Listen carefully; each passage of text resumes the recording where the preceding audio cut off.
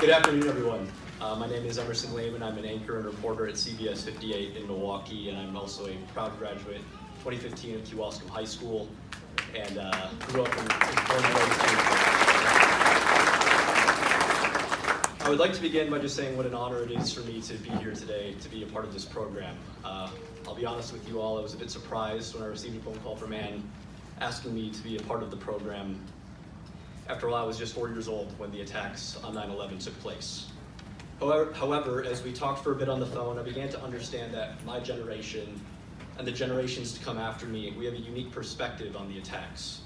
We don't really remember what life was like before them.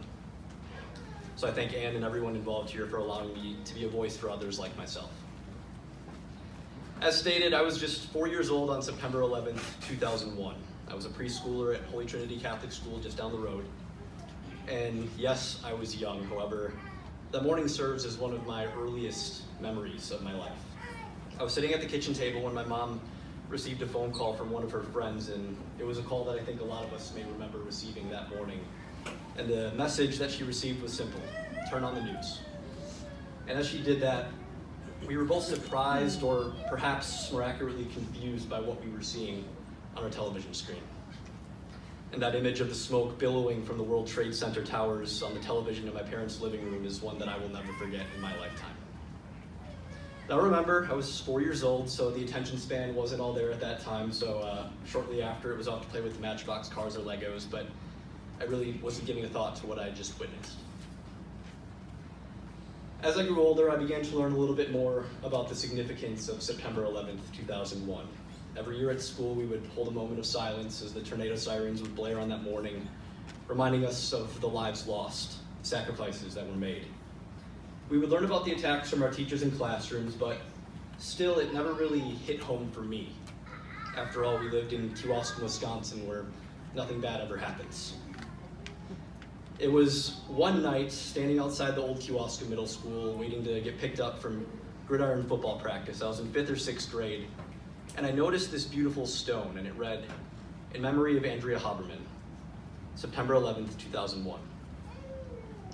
And when I looked at that beautiful piece of stone, that small memorial in the ground, Ground Zero didn't seem so far away anymore. Kewaskum didn't feel untouchable, and like hundreds of other small towns throughout our nation, our little town had lost someone in the attacks. It was at that moment that I was able to really start to comprehend the magnitude of those attacks and the impact that they had on our nation. No, I did not know Andrea Haberman or her family, and it's been a pleasure to hear you speak today. But from what I've learned, she was a wonderful young woman with her whole life ahead of her. I did, however, know Mr. Jerry Gosa. Mr. Gosa was my junior year chemistry teacher, and he was a very passionate man, to say the least. Whether it was talking about his time on the UW football team, coaching the KHS track team, or the Keys Foundation, if you got him talking about something, you just didn't really know when he was going to stop. It's something that I always admired about him, his dedication, his passion for a cause. And his dedication to this cause, the one that's right outside here today, that memorial, it was no exception.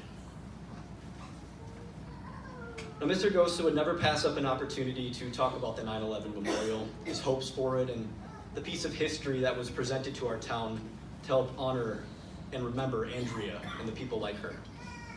Knowing that he was one of the people that was leading that charge, keeping her memory alive, I knew that the memorial was going to be successful, and I've been absolutely blown away by the beauty of that location out there, and the sense of importance, the sense of magnitude that it brings to our small town. And I think Mr. Gosa would be blown away too, and I'm very sad that he can't be here with us to see the end result of all the hard work that he and so many others put forth. Now, to successfully do my job as a reporter, we have to be in the now. We have to be ready to report whatever the next minute, the next hour, the next day might bring. However, it's also very important for us to remind our communities of our shared grief. It's important to continue educating people who will eventually grow up to follow in our footsteps and do the jobs that we do. Last spring, I was driving through town, as I do a lot, and I drove past as a school group was visiting this monument. And it warmed my heart to see the children that were out exploring the piece of history and all that it has to offer. It's important that we continue to educate the younger generations, the ones that didn't receive a phone call on that morning 21 years ago. the ones who don't remember their parents turning on the TV in their living rooms and seeing those towers fall.